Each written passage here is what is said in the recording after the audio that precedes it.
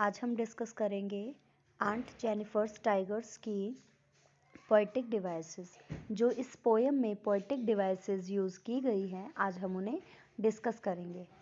सबसे पहली poetic device जो फर्स्ट स्टेंजा की सेकंड लाइन में यूज़ की गई है, starting from bright topaz denizens. मैंने आपको बताया था टोपाज एक प्रेशियस स्टोन होता है जिसका कलर होता है येलो, गोल्डन येलो, और यहाँ पर ये गोल्डन येलो कलर दिखाया गया है टाइगर्स का। तो यानी कि टाइगर्स का कलर जो है वो कैसा बताया गया है, टोपाज जैसा। इसलिए यहाँ पर मेटाफर पोएटिक डिवाइस का यूज़ किया गया है। Next one is synecdoche. Synecdoche poetic device वहाँ होती है जहाँ पर हम किसी एक पार्ट या फ्रैक्शन के द्वारा एक पूरी कंप्लीट बॉडी को डिनोट करते हैं। मीन्स पूरी बॉडी कंप्लीट कंटेंट की बजाय ओनली अ पार्ट और the fraction of content is used. जैसे कि यहाँ टेरिफाइड हैंड्स का यूज़ हुआ है इस पोयम में। टेरिफाइड हैंड्स यानी कि उनके डर से कांपते हुए हाथ या फिर उनके डरे हुए हाथ, जबकि ओनली जो हाथ है केवल वो तो नहीं डर सकते। डरे हुए हाथ होने का मतलब है कि आंट जेनिफर डरी हुई हैं, means her whole body is terrified. लेकिन होल बॉडी की जगह यहाँ ओनली जो है हैंड्स को दर्शाया गया है, इसलिए यहाँ साइनेकडोश है। Next poetic device that is used is पन। पन जो पोएटिक डिवाइस है वो वहाँ यूज़ होती है जहाँ एक वर्ड के दो मीनिंग हो, मतलब मल्टीपल मीनिंग हो उस वर्ड के। जैसे कि एक वर्ड यूज़ हुआ है रिंग्ड। अब यहाँ रिंग्ड का मतलब वेडिंग रिंग से भी है कि a ring in her finger, उनकी उंगली में जो रिंग है जो वेडिंग रिंग है। और इसी रिंग्ड का दूसरा मतलब है कि जिन प्रॉब्लम्स और जिन सफरिंग्स को उन्होंने झेला है, जिनसे वो घिरी रही हैं, जिन प्रॉब्लम्स ने उनको सराउंड करके रखा है, दूसरा मतलब वो है यहाँ रिंग्ड का, यानी जिन प्रॉब्लम्स ने उनको घेरा हुआ था।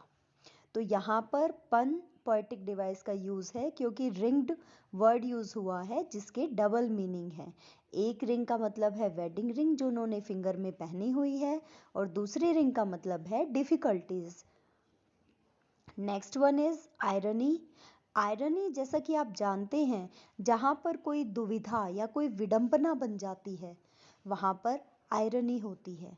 फॉर एग्जाम्पल, फर्स्ट हमें आयरनी कहाँ देखने को मिलती है? सबसे पहले कि आंट जेनिफर जो डरी सहमी सी कमज़ोर महिला दिखाई गई हैं, लेकिन वो एम्ब्रॉयडरी जो कर रही हैं वो किसकी कर रही हैं? टाइगर्स की। और टाइगर्स क्या होते हैं? जिन्हें बहुत ज़्यादा स्ट्रॉन्ग और फियरलेस यानी बहुत ताकतवर और निडर माना जाता है। तो यहाँ पर ये दोनों देखिए, आंट जेनिफर वीक हैं लेकिन वो एम्ब्रॉयडरी किसकी कर रही हैं? एक स्ट्रॉन्ग क्रिएचर की। और इसके अलावा वो डरी सहमी सी महिला हैं, लेकिन वो किसकी एम्ब्रॉयडरी कर रही हैं? एक फियरलेस क्रिएचर यानी टाइगर की। तो पहली आयरनी ये है इस पोयम में। Second irony is shown here, brutal tigers are depicted chivalric. यानी जो टाइगर्स जो निर्दयी होते हैं, एक तरह से जो खतरनाक होते हैं, यानी कि जो अपने शिकार पर झपट कर उसे ख़त्म कर देते हैं, उन्हें यहाँ शानदार और ऑनेस्ट यानी ईमानदार दिखाया गया है। जबकि एक सभ्य व्यक्ति को, एक सभ्य इंसान, एक कल्चर्ड मैन को यहाँ पर एक ऑप्रेसर मतलब अपने प्रभाव में, अपने दबाव में दूसरों को रखने वाला एक ऐसा व्यक्ति दिखाया गया है। यहाँ पर भी एक आयरनी देखने को मिलती है कि एक जो जानवर है उसे ईमानदार और अच्छा दिखाया गया है, लेकिन एक सभ्य व्यक्ति उसे एक जानवर की तरह दूसरों पर अपना कब्जा जमाते हुए दिखाया गया है। नेक्स्ट आयरनी देखने को मिलती है कि जब आंट जेनिफर की मृत्यु हो जाती है, उसके बाद भी उनका जो काम है, यानी कि जो ये टाइगर्स हैं, वो उस क्लॉथ पर, उस स्क्रीन पर ऐसे ही जंप करते हुए, यानी वो जिस तरह से उन्होंने एम्ब्रॉयडरी कर रखी है उनके उछलने कूदने की, वो हमेशा ऐसे बने रहेंगे जबकि आंट जेनिफर मर जाएंगी। तो ये आयरनी हमें यहाँ 3 सिचुएशंस में यहाँ देखने को मिलती है। Next is paradox. पैराडॉक्स जो पोएटिक डिवाइस होती है वो वहाँ प्रेजेंट होती है जहाँ पर हमें कॉन्ट्रडिक्शन देखने को मिलता है। जैसे आंट जेनिफर और जो टाइगर हैं उनके कैरेक्टरिस्टिक्स एक दूसरे से बिल्कुल अलग हैं। और इसके अलावा जो रियलिटी है आंट जेनिफर की लाइफ की वो बिल्कुल ऑपोजिट है उनकी डिज़ायर से।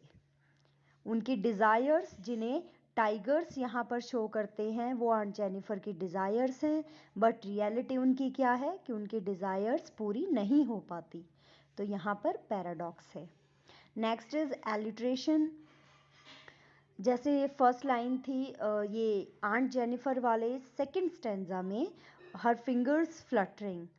फिंगर्स जो हैं उनकी एंड फ्लटरिंग एफ कॉन्सोनेंट से ये शुरू होते हैं। एफ जो है दोनों में रिपीट हो रहा है, इसलिए यहाँ पर एलिट्रेशन है।